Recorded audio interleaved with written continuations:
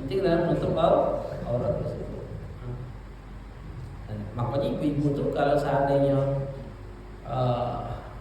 bepergian, kalau bajunya rapi, tidak ada masalah sebetulnya. Misalnya pakai daster panjang misalnya, tapi pakai celana legging, baju ketat tuh ya, baju legging itu juga kan, yang rapi, yang sampai ada lehernya, siputnya masuk ke dalam, pakai mungkin jilbab ninja tuh masuk ke dalam, pakai jilbab biasa, yang penting tertutup, sholat sah, ada masalah, yang penting tertutup. Kalau bentuk nak mana-mana bentuk baca itu, yang penting tutup auratnya, pakai kaos kaki, ini ada celananya masukkan ke dalam kaos kaki, sudah tertutup itu sholat. Kalau sholat pakai jilbab, pakai baju yang sekarang ini dipakai, sah ke sholat? Ibu-ibu, sah? Dah, jangan salah. Kenapa?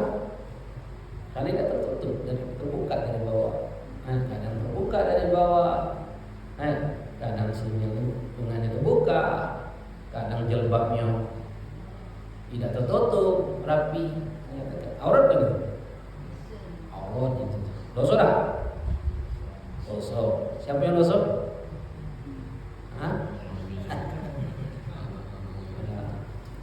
Tanggung jawab. Itu aurat perempuan dalam sholat. Di luar sholat, aurat perempuan hurra wal amma. Di luar sholat, indal ajanib, di hadapan laki-laki yang bukan mahramnya. Yang mahram dengan kita itu ada berapa? Mahram dengan kita itu ada berapa? Ingat-ingat ini. Mahram kita ada berapa? 18 dibagi menjadi 3. Mahram dengan sebab nasab, mahram dengan sebab susuan, mahram dengan sebab musyawarah pernikahan. Ini mahram. Ada berapa? Jumlahnya 18 dibagi menjadi 3. Mahram dengan sebab nasab ada berapa? 7. Yang pertama siapa? Wong tua kita ke bocor. Wong tua kita. Yang kedua, anak kita ke bawah, cucu ke bawah. Yang ketiga, dulu kita sekandung, sebapak atau seibu. Kalau tidak sekandung, tidak sebapak, tidak seibu, mahram tak? Kan? Boleh tak kawin? Boleh. Bapak ambil ibunya, kita ambil anaknya. Boleh tak? Boleh, karena tidak mahram. Yang keempat, bibian kita, dulu bapak kita sebelah bapak, bibian atau mama sebelah bapak. Bibian atau mamang sebelah bapak. Yang kelima, bibian atau mamang dari sebelah ibu. Yang keenam, keponakan dari dulu lanang. Yang ketujuh, keponakan dari dulu betina. Itu mahram kita. Hanya 7 itu mahram dengan sebab nasab. Selain itu mahram tak? Tak. Anak mamang kita mahram tak? Mahram tak anak mamang? Tidak. Tidak mahram. Boleh kawin nama anak mamang? Boleh. Anak bibi kita mahram tak? Boleh kawin? Boleh. Sepupu bisa. Tidak mahram itu. Ponakan laki, ponakan bini kita mahram tak? Ponakan bini kita, ponakan laki kita mahram tak? Bukan. Mahram sama bini kita, mahram sama laki kita tidak, belum tentu mahram sama kita. Belajar nasab. Nasab itu jujur. Orang tua kita bocor, anak ke bawah, dulu sekarang sebapak seibu, mamang atau bibi yang sebelah bapak, mamang bibi yang sebelah ibu, keponakan dari dulu lanang, keponakan dari dulu dino, tujuh ekor. Yang kedua, mahram dengan sebab rodoah, susun. Susun ini misalnya contohnya si Ani ada nasab 7 ekor. Si Ani nasabnya 7. Si Ani ada si B nyusu sama ibu si A. Si B ini nyusu sama ibu si A. Otomatis si B dengan si Ani dulu sekarang dulu sesusun. Siapapun mahram dengan si A mahram juga dengan si B, 7 juga. Makanya sama mahram dengan susan itu 7 juga. Paham?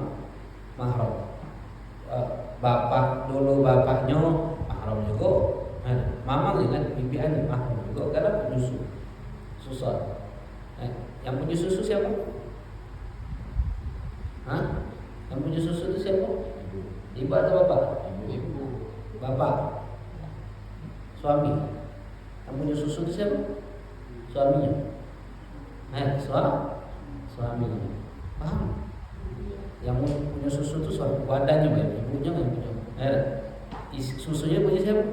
Suami. Asal contoh misalnya, contoh si A, contohnya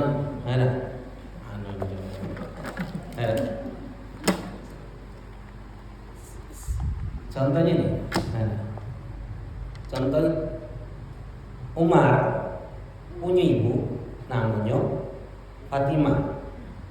Fatimah ini punya laki namanya Ahmad. Paham? Ahmad punya dulu namanya Muhammad. Ahmad punya dulu namanya Muhammad. Ketika Zainab nyusu sama Fatimah,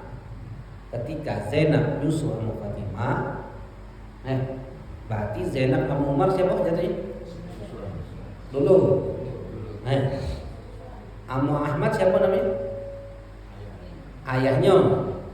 Sama Muhammad siapa namanya? Mamangnya. Mahram enggak? Mahram. Kenapa? Yang punya susu Ahmad. Ahmad. Paham enggak? Umar punya ibu Fatimah, punya laki Ahmad, punya dulu Muhammad. Zainab nyusu sama Fatimah. Maka otomatis Muhammad ini siapanya? Mamangnya. Dulunya Ahmad kan? Ahmad ini ayahnya. Ayah susun. Mahram galau dah? Mahram galau. Nah, Zaid Fatimah ini cerai, pisah. Sama Ahmad. Kawinlah amo masalah Z. Kawin amo Z. Amo Zainab, Z ini siapanya? Amo Zainab, Z ini siapanya? Laki ibunya. Z ini laki ibunya. Mahram karena dia laki ibunya Z ini punya dulu. Yanto masalah. Mahram enggak sama Zainab? Ya. Tidak. Kenapa tidak mahram? Karena susu itu punya Ahmad. Yang punya Ahmad ini dulunya mamangnya mahram galau. Paham? Kalau Z ini yang punya susu dah? Bukan. Walaupun si Fatimah masih ada susu. Masih nyusui masalah. Kawin dengan Zaid dulu misalnya. Fatimah datang. Zainab nyusu sama Fatimah. Tidak mahram juga. Sama Zaid. Kenapa? Karena bukan susunya Zaid. Susunya Ahmad. Paham? Jadi yang punya susu siapa? Ahmad. Yang punya susu laki apa bini? Laki. Wadahnya. Itu nih. Paham? Mahram itu susun itu. Paham? Susun itu. Yang punya susu itu suami. Makanya dikenal dengan susuan. Berapa kali dalam mazhab Syafi'i? 5 kali sampai kenyang, berpaling. Sekali susu nada lagi. Susui lagi 2 kali sampai nada lagi. 3 kali, 4 kali sampai 5 kali baru mahram. Kalau tidak jadi tidak mahram.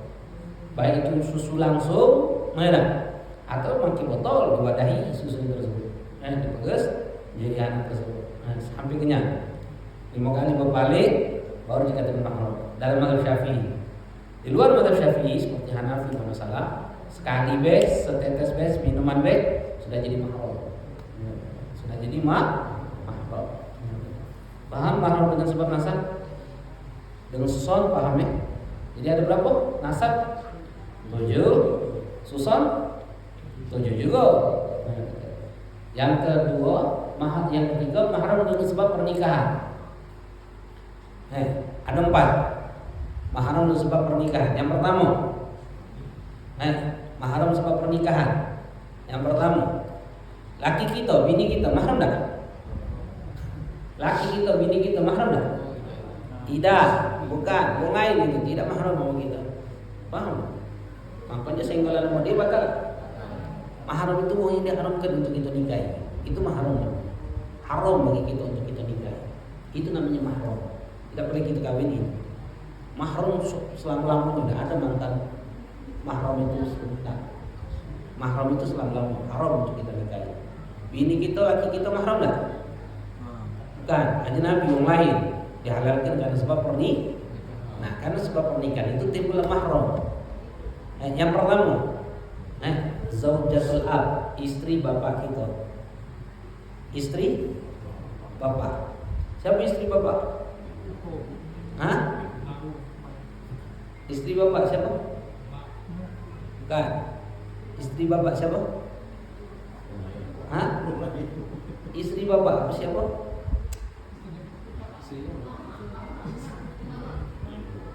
Siapa? Bukan. Ibu tiri. Istri bapak, bukan ibu kita. Istri bapak itu sama derajatnya seperti ibu kita. Istri bapak wajib itu hormati. Karena sama seperti ibu kita itu.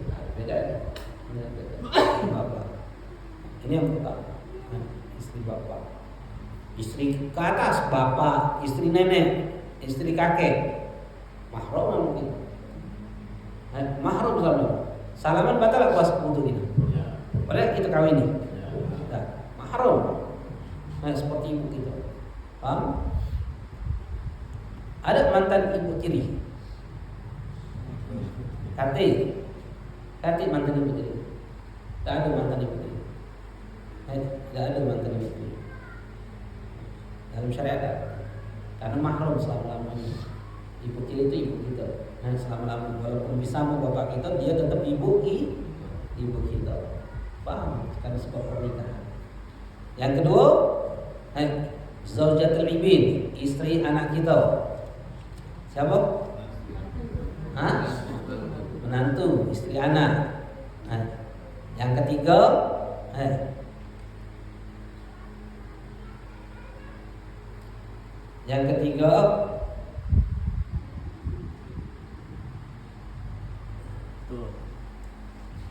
ummu zaujah, ibu istri kita. Ibu siapa? Mertua harus kandung, mertua ibu tiri. Ibu bini kita. Kalau ibunya meninggal, kemudian mertua itu kawin lagi, berarti ibunya mertua kita kan itu? Bukan, mertua tiri. Yang mahram tak kita? Mahram tak? Tidak mahram. Kenapa? Bukan ibu bini kita. Paham? Syaratnya harus ibu bini kita. Ibu bini kita. Mahram. Yang keempat, zaujat bintu zaujah, anak bini kita. Siapa anak bini kita?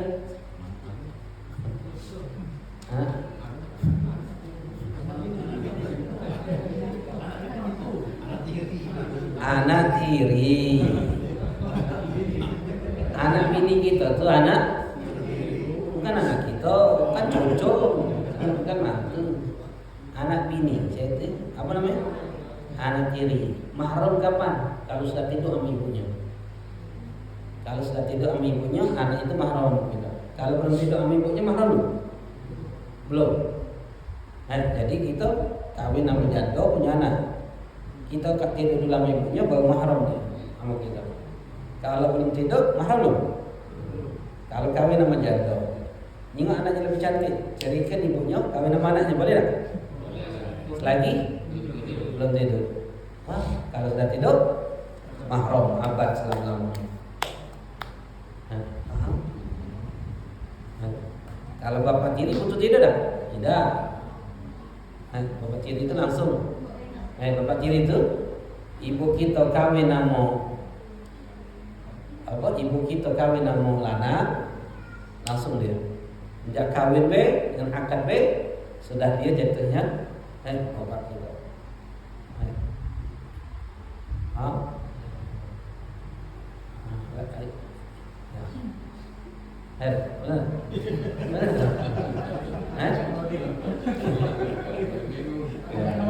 Memang mahram itu itulah memang. Tidak.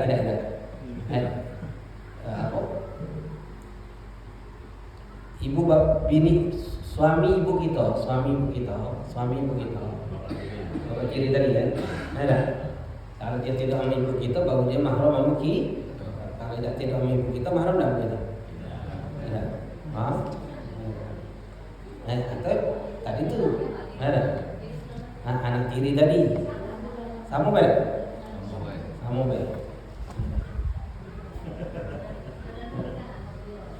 Jadi mahram dengan sebab pernikahan ada berapa?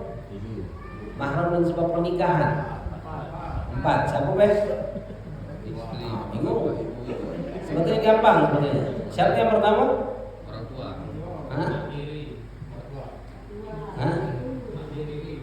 Ibu tiri. Yang kedua? Ibu tiri. Mana? Sebetulnya gampang nih jadi. Ibu tiri, anak tiri, mertua, menantu. Ibu tiri, anak tiri, mertua, menantu. Ibu tiri, anak tiri, mertua. Itu mahram kita, muhabbat selama-lamanya pernikahan. Karena sebab kawin kita, dia jadi mahram selama-lamanya. Tidak ada istilah mantan menantu, mantan mertua, mantan ibu tiri, mantan anak tiri, tidak ada. Selama-lamanya tidak ada. Kamu sudah ada. Jadi dia itu mahram kita. Salaman sama dia batal tak? Tidak. Kalau bagi lanang pada itu ibu tiri, anak tiri, mertua, menantu. Kalau bagi perempuan,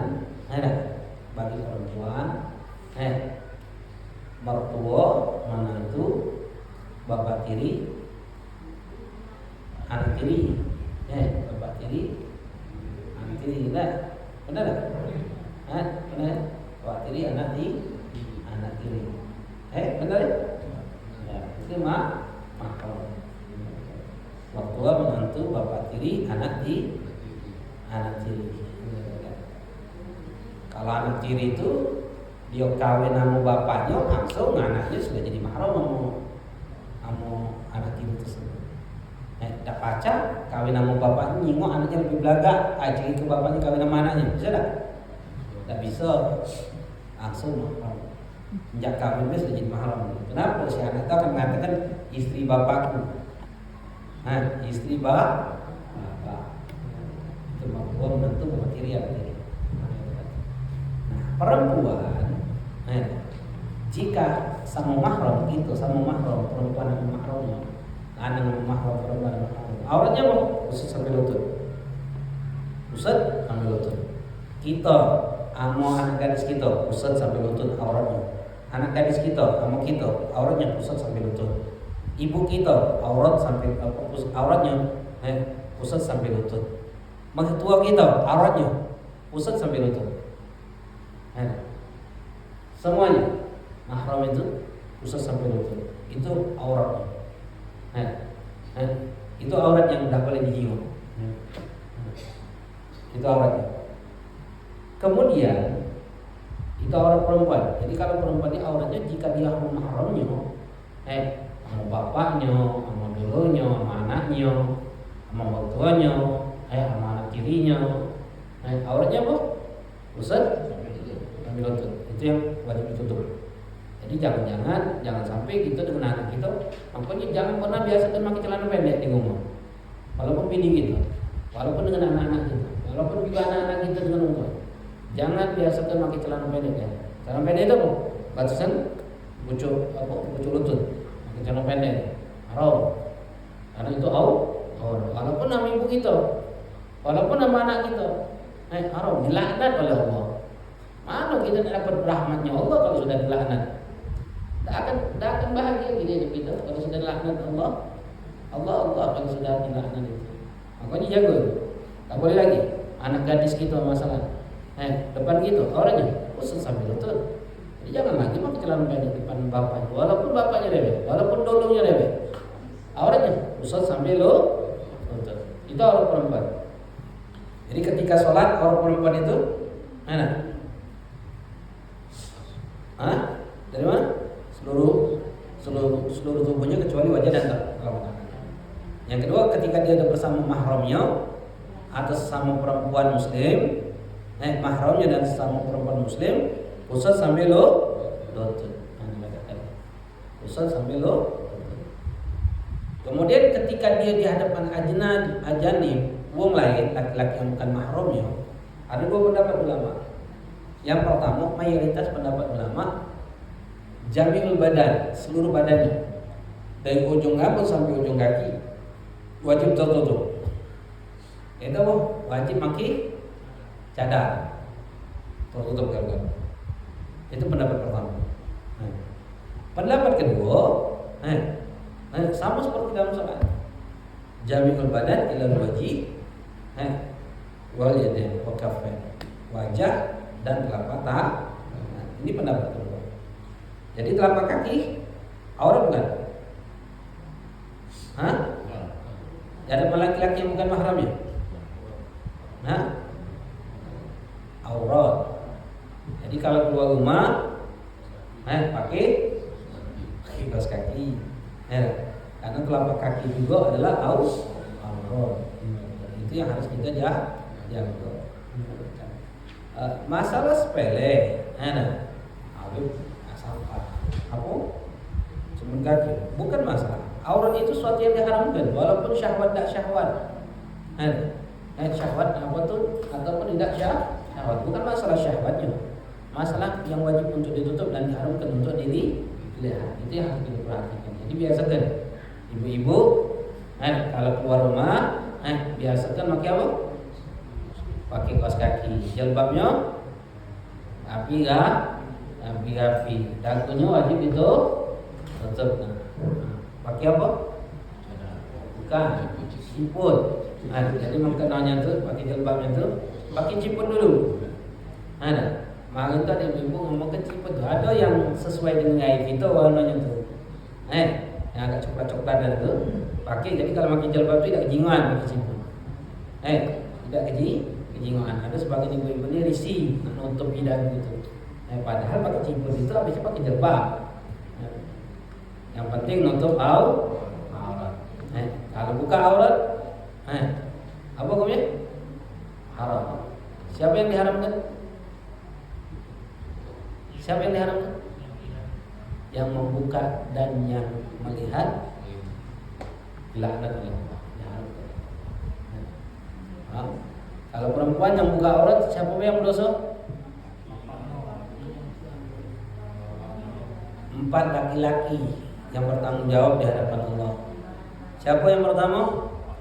Bapaknya. Yang kedua? Lakinya. Yang ketiga? Saudara laki-lakinya. Yang keempat? Anak laki-lakinya. Bu. Jadi kalau ibu-ibu keluar rumah berpikir yang dosa yang bertanggung jawab itu bukan dosa dewean. Sian bapak, sian laki, sian dulu, sian anak lanang. Yang anak lanang sekarang mana yang bertanggung jawab? Mana yang bertanggung jawab? Karena tidak terbiasa bertanggung jawab. Anak pribadi mendidik anak Muhammad itu yang kecil, Muhammad Bono itu kalau dibalik ke rumah, yang betina itu seluruhnya izin sama dia. Baik kakaknya ataupun adiknya nak ngomong izin sama Muhammad. Harus izin sama dia mana? Ibunya harus izin dia dengan dia tahu ajar. Jadi kalau dia izin, sudah izin sama Muhammad. Anak apa sama Muhammad? Habib tanggung jawab. Kamu izin tanggung jawab. Nak jago, ngurus, antar balik sama tanggung jawab. Kalau tidak tanggung jawab, jangan izin. Jadi ini ngubuk dulunya tadi. Dulunya ngizinkan, dulunya bertanggung jawab. Kenapa? Karena anak lanang harus bertanggung jawab. Anak lanang itu harus diberi beban, harus biasa beri beban. Ganti kita. Kau harus bertanggung jawab sama ibu kau, kamu dulu kau. Walaupun dulu kau sudah kawin, bukan berarti lepas tanggung jawab kau. Kau harus mengerti kan. Begitu juga kau bertanggung jawab sama bini kau, sama anak gadis kau lagi. Sekarang ini sekali menjang kau, kau bertanggung jawab sama siapa? Ibu dengan dulu-dulunya. Itu harus. Harus. Kenapa? Karena pertanggungjawaban bukan di dunia, baik sampai di akhirat. Kita sebagai bapak, ketika anak kita sudah kawin, lepas tak tanggung jawab kita? Lepas tak? Lepas nih, lepas. Hati lepas-lepasnya.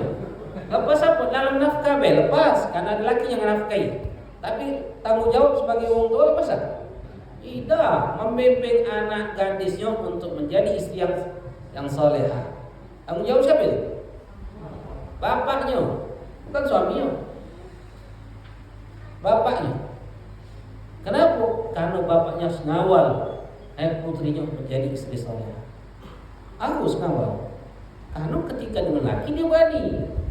Ketemu sudah besar. Ada. Lawan tak dia sama laki?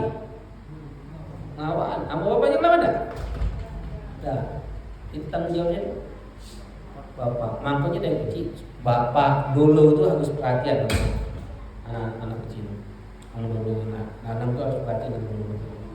Harus perhatian, harus jago. Jadi anak tuh anak-anak yang lain betina-betina itu, kalau dia main kemana-mana, Muhammad ini tanggung jawab. Sebenarnya. Jadi kalau misalnya dia main tak tahu kemana, yang dimarahi siapa? Muhammad. Maka ini bagi dulu dah, becus dan dulu. Tanggung jawab. Tak mana kaki di akhirat di dunia kalau tidak perhatian nama dulu. Mana di akhirat kaki. Dimarah dengan ngabu, dimarah orang tua selagi di dunia. Kaki di akhirat ada bertanggung jawab. Makanya sikap betino dijaga oleh 4 laki-laki dalam hidup. Sikap laki-laki nyaga 4 betino dalam hidupnya. Paham? Kita nih, jago siapa be? Yang pertama? Ibu kita, bini kita, anak kita, dulu kita. Jadi jangan saya tahu dulu kita sudah punya lakinya, tanggung jawab lakinya. Ada? Tidak, tanggung jawab kita juga itu untuk perhatian sama dulu. Perhatikan dia, jangan kurang jauh laki. Ada? Asyik dia. Ke dia bingung, telefoni, tanyain kabar dia. Kalau itu tanggung jawab kita sebagai dulu. Karena apa? Ada tanggung jawaban nanti di hadapan Allah. Itu beban kita. Memang kita laki-laki, masya Allah. Dunia sago, di akhirat. Apa engkau? Ada. Memang luar biasa kita. Makanya kita punya beban, lanang itu punya beban lebih besar daripada betina. Makanya dalam akad nikah, lanang itu diimo be. Yang kawin ini siapa? Petino yang memberikan. Aku kawinkan putriku, anakku segala macam. Kita aku terima nikahnya. Imo. Bukan imo nikahnya, tanggung jawab segala macam. Tanggung jawab. Ayo hati-hati dengan perempuan-perempuan itu. Jago. Ayo keluar rumah, jangan keluar rumah buka aurat. Yang bertanggung jawab pada laki-laki dalam hidup kita. Perhatikan dulu kita, anak gadis kita, kemudian ibu kita, putri kita, keluar rumah, tanggung jawab. Jago. Jadi kalau seandainya anak itu nakal segala macam, tidak salah ke orang lain. Salah ke siapa? Iya. Si kau lanang di jam 4, mana 4 ikut ini begini lanang. Tapi tidak perhatian sama dia. Ini zaman, apalagi di zaman kita sekarang. Makanya kita punya anak kecil itu tidak acak kita bebas-bebas, tidak acak sudah.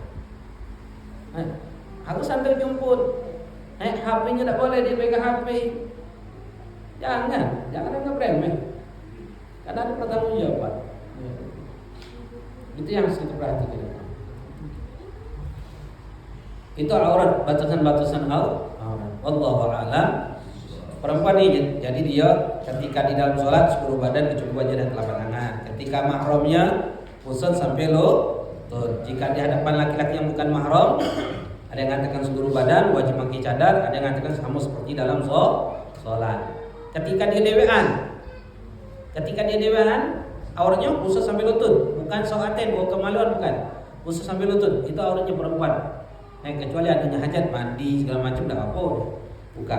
Tapi kalau seandainya dewean, tidak boleh telanjang yukati hajat, pusat sampai lutut itu wajib ditutup. Kemudian di hadapan suaminya la aulat lah, berarti batasan aurat. Itu macam-macam aurat. Kalau di hadapan perempuan kafirah, perempuan itu muslimah, di hadapan perempuan kafirah indal mihna auratnya. Leher, tangan, hampir di bawah betis ini. Di bawah lutut ini betis. Itu yang boleh terbuka. Jadi dia tidak seperti sesama perempuan muslimah. Kalau sesama muslimah pusat sampai lutut auratnya. Tapi kalau perempuan kafirah, di hadapan perempuan kafirah, dia harus tertutup. Yang boleh terbuka leher ke pucuk, lengan ke bawah, kaki betis ke bawah, itu yang boleh terbuka di hadapan perempuan kafirah. Wallahu a'lam. Ada yang lain? Ayo sekarang batasan-batasan aurat.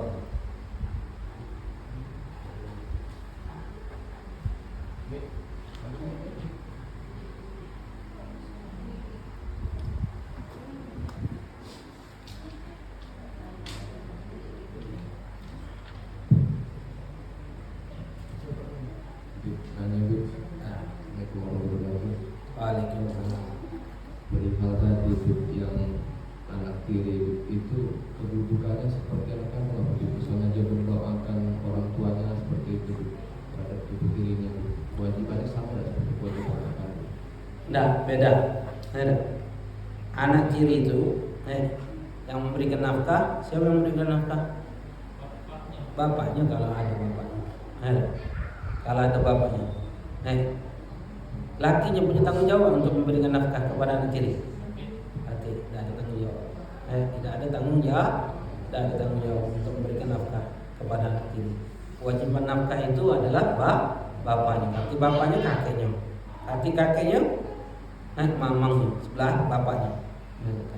Arti yang bertanggung jawab kalau memberikan nafkah ibunya. Ibunya dinafkahi ketawuan kata ulama. Nanti nafkahnya itu sifatnya itu tertawu, sukarela, kebaikan saja, bukan kewajiban. Terus kalau dari segi doa siapapun ada wong lain doakan kita, tidak ada hubungan, nyampe. Itu salah satu cara bakti kita. Ada gitu ya. Adik.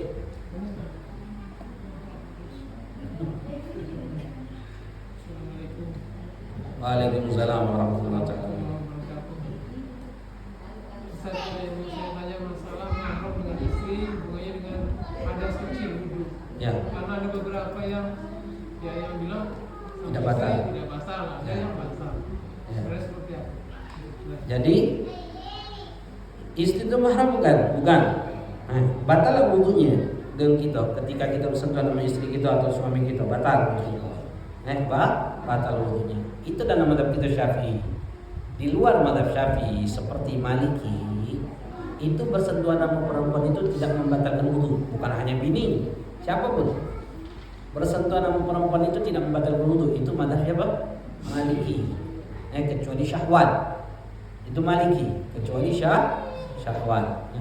Makanya terkadang ketika umroh, haji, kerepotan kita di dalam masalah tawaf biar tidak sentuhan sama perempuan, kita boleh mengikuti taklid daripada Imam Malik. Karena Imam Malik itu agak lebih mudah. Karena diantaranya perbedaan kita dengan mazhab Imam Malik itu ketika wudhu, yang membedakan itu cuci wajah, menggosok. Karena menurut Maliki itu menggosok itu wajib dalam wudhu, jadi wajib digosok. Kemudian mencuci seluruh rambut. Kalau Syafi'i kan alih ke baju cukup, nempelkan rambut cukup. Tapi Maliki itu wajib menggosok anggota wudhunya dan wajib mencuci seluruh rambut. Nah, kalau sudah mengikuti mazhab Maliki sentuhan ikuti pendapat tersebut, maka tidak membatalkan kecuali syahwat. Itu Maliki. Jadi kalau sentuhan sama istri kita batal betulnya. Jadi kita biasa kan sholat, wudu habis sholat suruh salaman, insyaallah minta maaf. Istri itu biasa kan ngomong minta maaf sama laki, biasa kan salaman, musafahah, salaman, cium tangan laki, biasa kan hal itu. Ini salaman setahun sekali, setahun sekali, kebalan kalau salaman minta maaf pula. Itu pula kalau air cair aja. Kalau tidak cair, mood itu. Aku biasa kan setiap nak tidur minta maaf, setiap nak habis sholat insyaallah. Jadi kalau ini kita musafahah salaman, habis sholat bungkus tangan kita. Suruh salam bungkus, suruh salam. Ya batal bunganya kalau kita nak sholat lagi misalnya. Ada yang ditanya?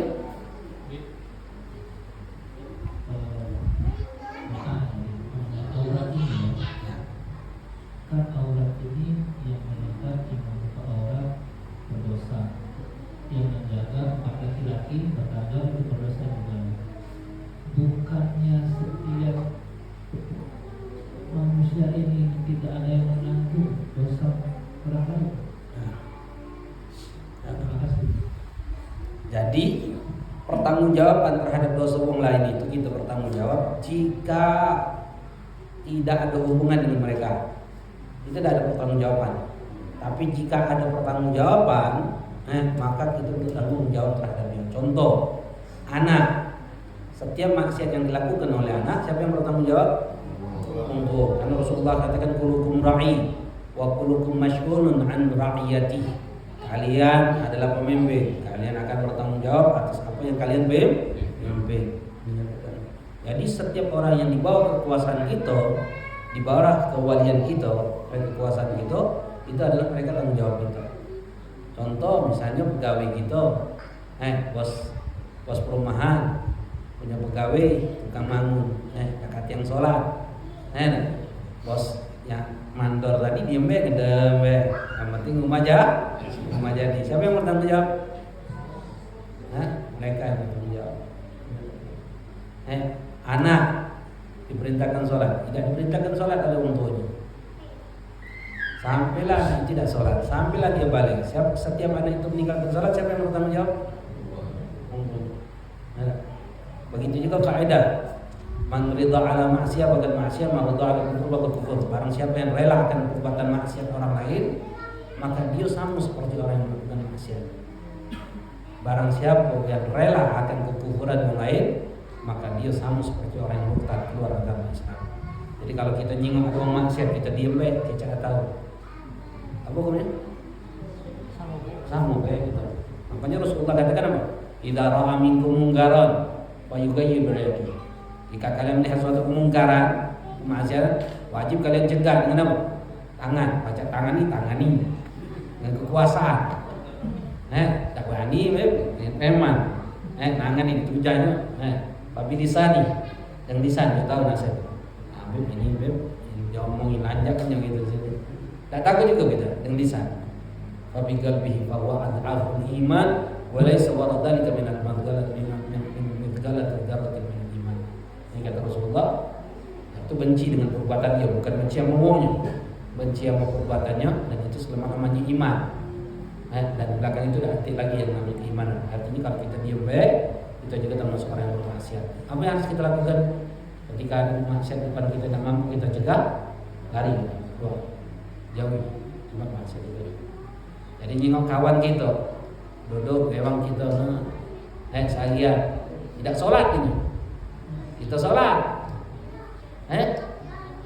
kita diam baik, tidak sholatkan dia tadi, tidak sholatnya tadi, diam baik kita, sama seperti dia, di hadapan orang. Itu yang pertama jawab. Kalau ngelain melakukan maksiat, kamu melakukan maksiat tidak di hadapan anak, dan nafsi dia beda-beda kita. Tapi Tapi kalau di hadapan anak dan anak diam akan maksiat kamu, anak bertanggung jawab di hadapan anak. Untuk apa? Mencegah maksiat itu. Setidak-tidaknya apa? Benci dengan perbuatannya, bukan menjamu uangnya. Kadang kita nih kadang uangnya ke keluarganya benci kalau, bukan uangnya kadang. Itu yang tidak boleh. Itu yang tidak boleh. Yang harus kita benci itu perbuatannya, maunya tetap kita cintai. Jangankan wong muslim, wong kafir banyak kita cintai. Selagi dia makhluk Allah, yang kita benci apa? Akidahnya, perbuatan. Itu. Ada itu. Walaupun perbuatan dosa itu dilakukan, misalnya dilakukan tanpa pengetahuan perbuatan orang. Beda lagi itu. Kalau kita sudah memerintahkan dia, melarang dia, tetap dia menentang, lepas tanggung jawab kita. Ada. Itu anak kita suruh sholat, dari umur 7 tahun perintahkan sholat. Umur 10 tahun ketika dia meninggalkan sholat, kita wajib kebun. Sudah kita laksanakan perintah tersebut, setelah dia balik, lepas tanggung jawab kita. Tidak lagi bertanggung jawab. Tapi kalau tidak ada perintah itu tidak ada dari diri kita. Umur 7 tahun tidak pernah perintahkan sholat. 9 tahun, 10 tahun ketika dia meninggalkan sholat, tidak pernah kita kebun. Biasa subuh tidak sholat, biasa ketika dia balik, siapa yang bertanggung jawab? Tuanya. Makanya kata Habib Muhammad Al-Haddad kemarin, lebih baik melihara anjing di dalam rumah kita dibandingkan melihara anak yang tidak sholat. Kalau melihara anjing, malaikat rahmat tidak masuk ke rumah kita. Tapi kalau melihara anak yang tidak sholat, murkanya Allah yang datang ke rumah kita. Itu kata Habib Muhammad Al-Haddad. Bayangkan, ya Allah tentang masalah sholat.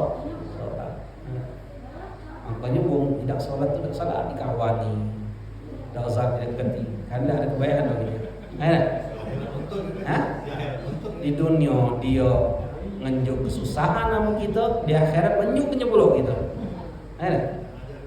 Dia udah ngajak sholat, aku tidak sholat, dia bedanya. Iya, makanya anak paling tidak temen dari kau teman-teman. Orang yang meninggalkan sholat kamu gak bohong. Beko nih, boy bahaya ini. Sangat-sangat membahayakan itu. Gak ada kebaikan dari ini. Gak ada kebaikan. Kalau bohong, sulit dibakal tobat. Dakati kata ulama, aku pernah nyingok, bohong itu gak bohong, dia jadi jujur dakati. Tak pernah aku nyingok, gak bohong itu jadi jujur. Jadi sulit untuk tobat. Kalau meninggalkan sholat, apa kata Rasul? Inna syaraf tari kesadaya ta'ala ila sab'in min ahli baiti wa jiran. Keburukan yang meninggalkan sholat itu Allah timpakan 70 keluarga dan tetangga di kanan balik. Keburukan. Ayanglah, ikan, ada dan jiran, tanggung segala macam. Tanggung jawab itu. Nangan tahu di mana. Jangan kan jauh-jauh. Kadang di rumah kita tidak tinggal ke sholat, cecah tahu itu.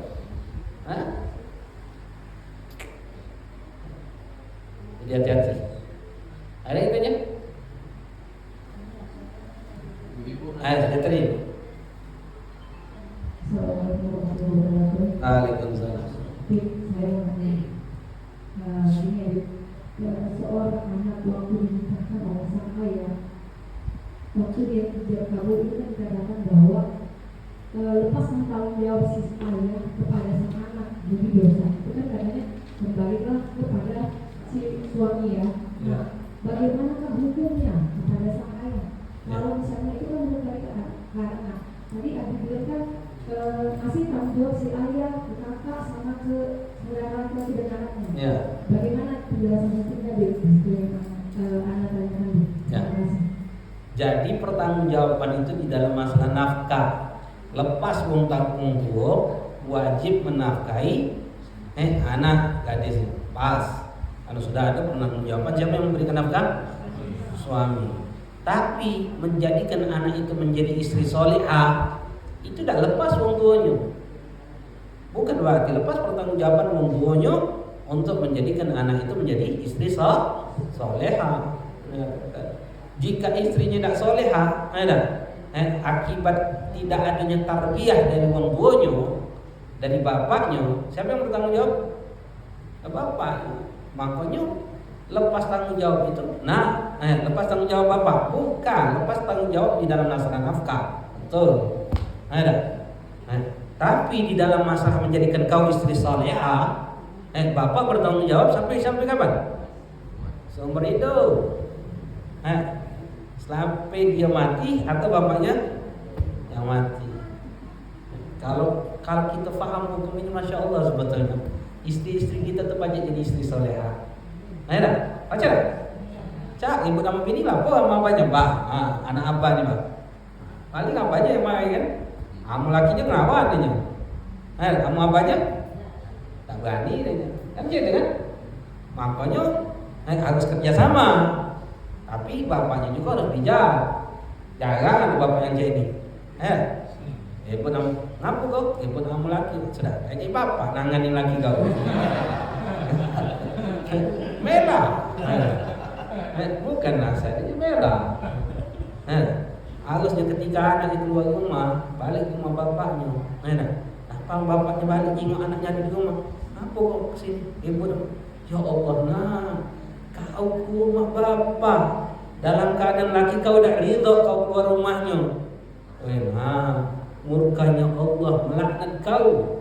Seluruh makhluk Allah yang bukan di bumi ini melaknat kau. Kau tinggal di rumah ini, aku yang melindungi kau, mudah akan mendapat laknat Allah. Itu hakikatnya. Kalau dia paham sebagai untuk, orang tua sekarang mungkin tidak paham. Pertanggungjawaban itu tidak paham. Makanya kita tuh anak itu kan titipan, amanah, beban yang ada pertanggungjawabannya. Jadi tidak baca nak kita lepas kepada anak kita nak mana aja lah kau, nak mana, kau dah jadi apa? Sekarang tidak baca. Harus kita bimbing, harus kita perhatikan terus, harus kita cari tahu terus. Makanya Habib Segaf itu menganjurkan ketika anak kau dah lepas 3 hal ini, maka insya Allah anak kau akan jadi orang baik. Apa yang pertama? Anak kau dah lepas sholat 5 waktu. Yang kedua, anak kau dah lepas di dalam sholat sunnah. Perhatikan sholat sunnahnya, lakukan sholat sunnah. Yang ketiga yang penting, anak kau dah lepas membaca Al-Quran. Jika 3 perkara ini dilakukan oleh anak dimanapun, insya Allah anakmu aman. Siapa anak yang jauh dari pandangan orang tua yang melakukan 3 hal ini? Ada orang tuanya sholat, ganti orang tuanya. Apalagi nak sholat qobliyah ba'diyah, nak duha, witir, apalagi nak baca Quran. Ini beban kita, pertanggungjawaban. Makanya jangan pengen punya anak Makanya kalau kita tak baca ngurus anak, lebih baik tak usah punya anak. Daripada beban pertanggungjawaban nanti. Masya Allah. Kalau sudah ini siapa nak? Makanya sedekah nganjur orang tuanya, sedekah. Berdoa sedekah setiap hari lahir anak, setiap anak itu hari Jumat, akhirnya sedekah setiap Jumat. Kalau anak itu lahir Senin, setiap hari Senin. Setiap minggu itu sedekah, meminta sama Allah supaya anak ini dijagakan oleh Allah. Kalau di zaman sekarang kata ulama kiai-kiai mengatakan apa? Di zaman kita sekarang yang dahsyatnya pergaulan anak-anak kita ini, makanya orang tua itu jangan pernah melepaskan sholat malam hari untuk mendoakan anaknya, bermunajat kepada Allah, tangiskan di hadapan Allah untuk supaya Allah menjaga anak-anaknya. Bahkan dengar kemarin cerita ada Ustaz Haris itu menceritakan di pondok dia di Jawa, itu anak-anaknya itu dikumpul, ditanya siapa ibu kamu yang tidak belum pakai jilbab. Ditanya anak-anak yang mondok itu, angkat tangan, bisa kan? Yang ini dikumpulnya khusus dimarahin. Ya Allah, nak, ibu belum pakai jilbab. Kamu harus bangun tiap malam, harus tahajud, harus nangis kamu di hadapan Allah mendoakan ibumu supaya ibumu mendapatkan hidayah. Bayangkan tarbiyah. Malam anak-anak itu dibangunkan untuk tahajud, nangis di hadapan Allah khusus doakan ibunya supaya ikut pakai jilbab.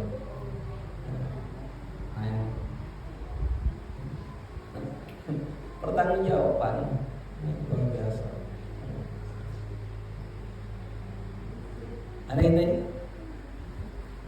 nanti wallahu a'lam bishawab. Mudah-mudahan Allah berikan keberkahan dalam majlis kita, menambahkan ilmu kita, dijauhkan dari segala hal-hal yang bisa menyebabkan kita jauh dari Allah. Mudah-mudahan kita menjadi anak-anak yang senantiasa berbakti kepada Allah. Mudah-mudahan kita punya anak pun juga menjadi anak-anak soleh yang telah membanggakan